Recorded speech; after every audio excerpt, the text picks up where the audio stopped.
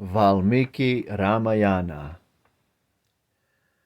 Book 2,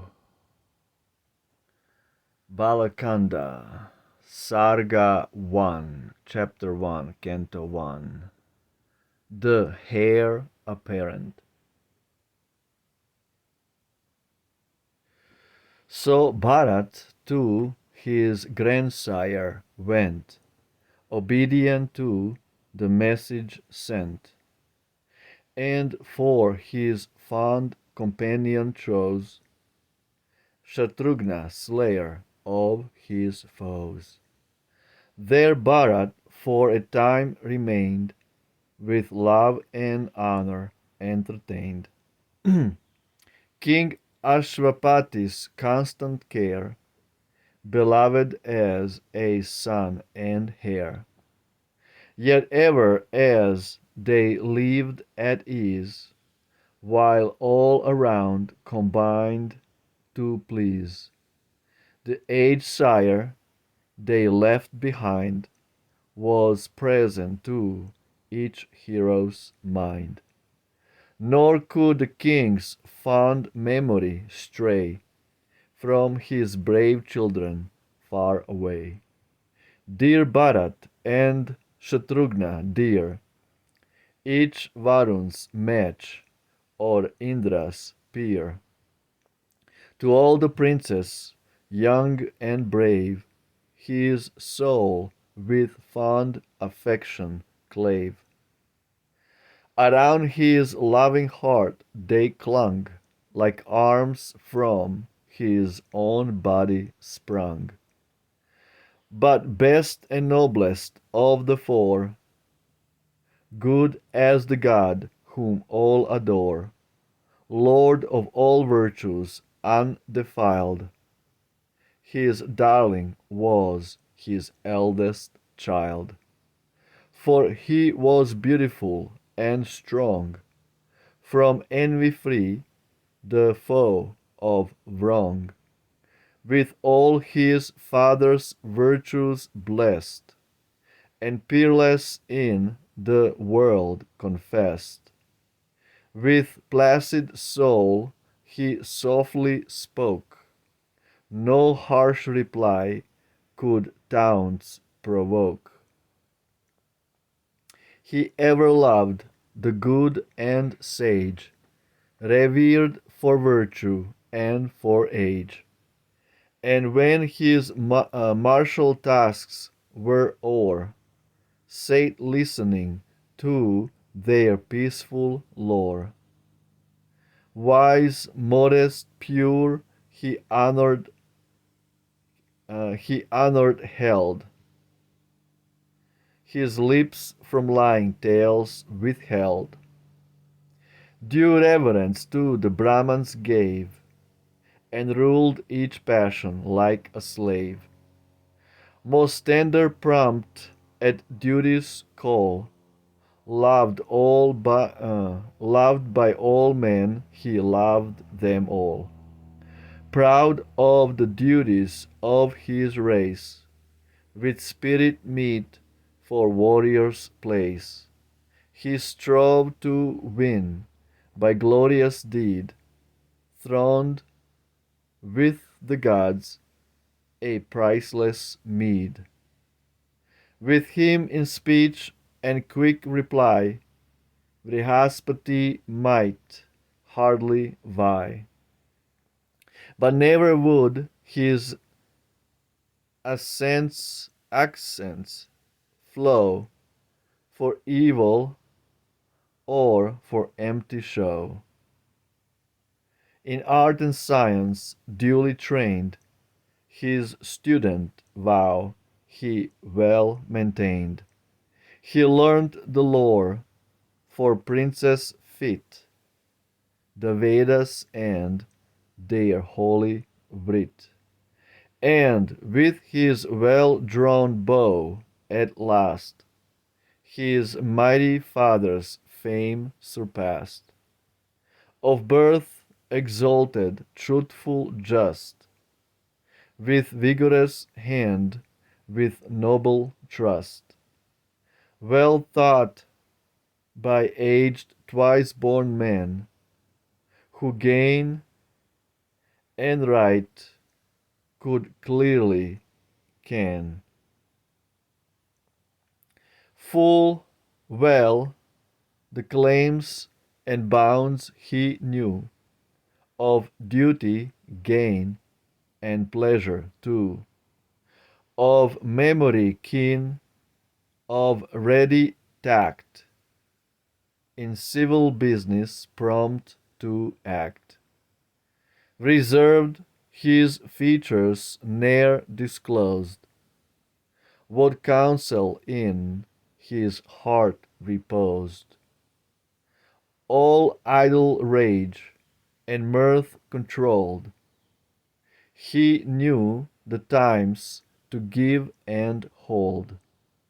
Firm in his faith, of steadfast will, he sought no wrong, he spoke no ill. Not harshly swift, not idly slow, his faults and others' keen to know. Each merit by his subtle sense he matched with proper recompense. He knew the means that wealth provide, and with keen eye expense could guide. Wild elephants could he reclaim, and mettled steeds could mount and tame. No arm like his the bow could wield, or drive the chariot to the field.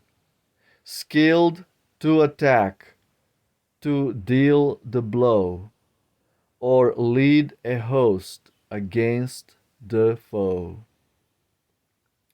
Ye and infuriate gods would fear to meet his arm in full career. As the great sun in noontide blaze is glorious with his world of rays, so Rama with these virtues shone, which all men love to gaze upon. The aged monarch fain would rest, and said within his weary breast, "O that I might, while living yet, my Rama o'er the kingdom set, and see before my course be run, the hallowed drops anoint my son.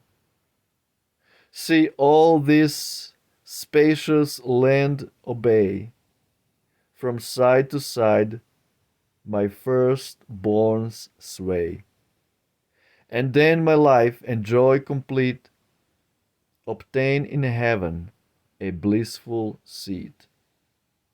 In him the monarch saw combined the fairest form, the noblest mind, and counselled how his son might share the throne with him as regent heir.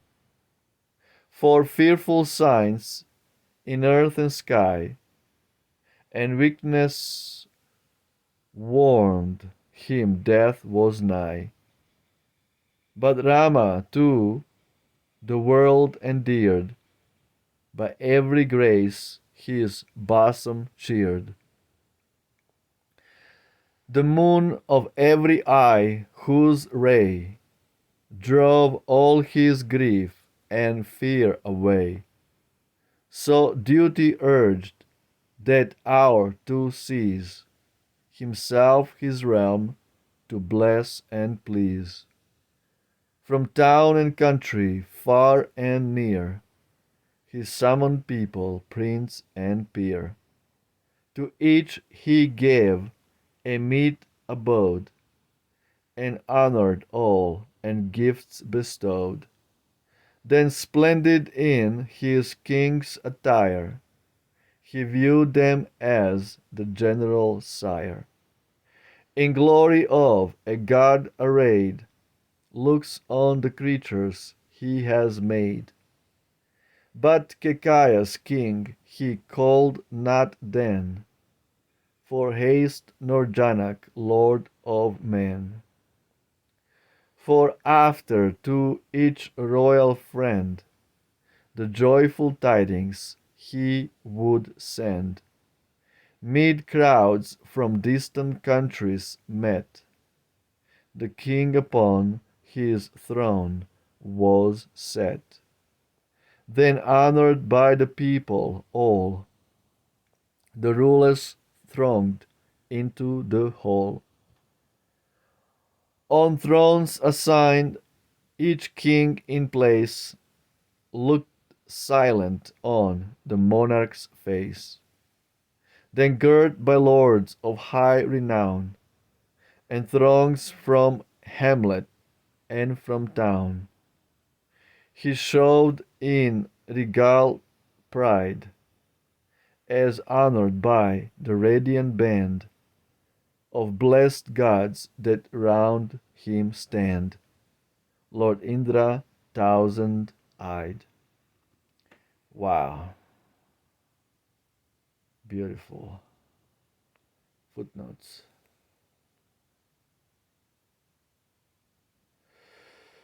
89 1. Shatrughna means slayer of foes, and word is repeated as an intensive epithet, alluding to images of Vishnu which have four arms, the four princes being portions of the substance of that god. Jai. This chapter is just amazing, amazing description of the qualities of Rama, of everything he was capable of, and how everyone loved Rama, the son of man, the children of men, the famous Abrahamic phrase, the sons of men, is coming from Ramayana, when Rama and his brothers form four Vishnu Tattvas. They all came from Lord Vishnu. Officially, they came to this material world through the stargate called Vishnu, divine gate, absolute gate, monarch gate, Lord Vishnu, God, Krishna, Christos, Christ. So Rama and his brothers are therefore called the sons of man, because they were God himself, who appeared in four forms. Rama is the supreme among four of them, and that's why they are called the children of man, because they came as sons of ordinary human being, Dasharatha, King Dasharatha. Jai Ramayana ki Jai. Ciao.